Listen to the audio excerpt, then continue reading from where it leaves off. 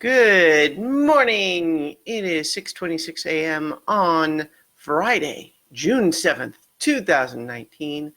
I'm Christiana Ellis and I just got up. This is 5 more minutes. So I decided to title today's video Making Adjustments. And there are a couple of different things that I mean by that. One is that, as I've discussed a couple of times this week, I am adjusting to the standard office hours again after working from home for a while, which just means getting up earlier, which means either going to bed earlier or going without sleep, or with less sleep. But it's tricky. It's not easy to just decide to go to bed earlier because frequently if your body may not be tired yet. Also, it's always been something I struggle with all my life of just I'm not ready to go to bed yet. So there's that adjustment to be made. But I was also thinking about it in the context of a couple of other things in the last couple of days. One is that, without going into detailed specifics from the day job, because I just generally try to keep that separate, we were performing a test, and it was a case where, on the one hand, you want the test to pass. But on the other hand, a failure in that test tells you something that is valuable information.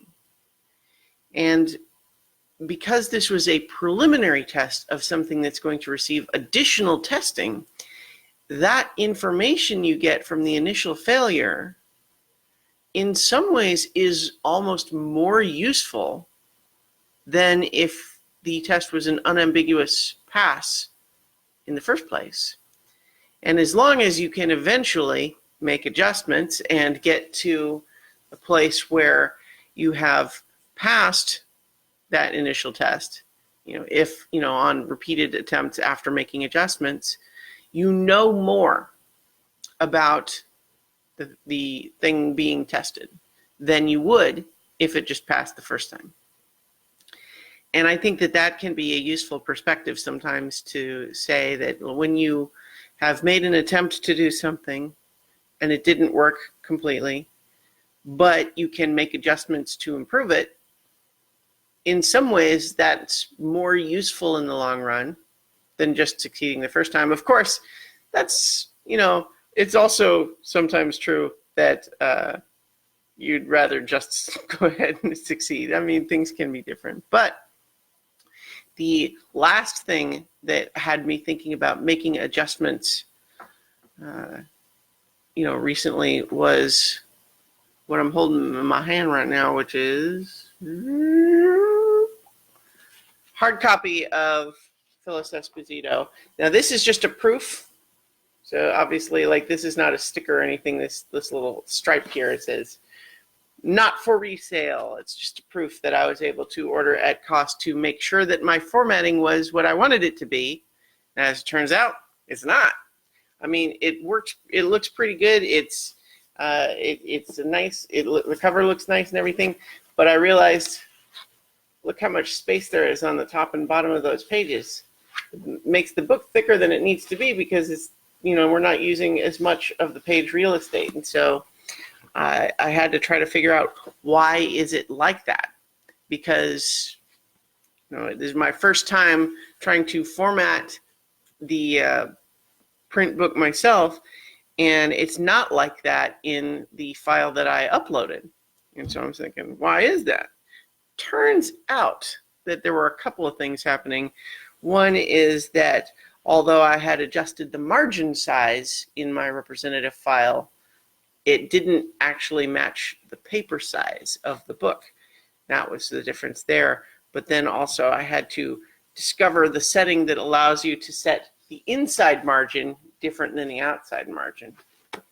So I have solved those issues. And so I hope that soon the print version of Phyllis Esposito will be available in addition to the ebook version. I will certainly make an announcement when that's ready. Things have to process through the system for a little bit first, of course, but it'll be ready soon, and so that'll be nice. And it certainly, I went and pushed through the ebook first because sometimes if you find yourself kind of dragging your feet through perfectionist tendencies, I don't want to say I sometimes find it helpful, like I'm this experienced person who understands these things and knows what to do. It's more a matter of I found myself dragging my feet out of perfectionist tendencies, and I decided that it would be better if I had the ebook ready, just put it out, and then figure out the other versions after that. And so that's what I did. And yet, now that with the ebook out, I'm working on the print. So soon, both versions will be available, but I had to make adjustments. That's why I ordered the proof, so that I would say, oh, yes, well, now I know. I learned some things from doing an initial test.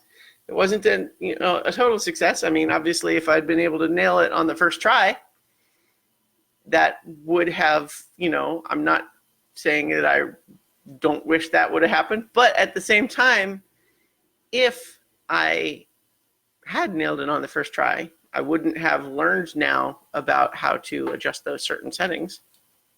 Anyway, I'm still tired. I'm so tired. I'm trying. But I'll be fine. I'm glad it's Friday, and I hope you all have a good Friday, and I will talk to you tomorrow for 5 more minutes.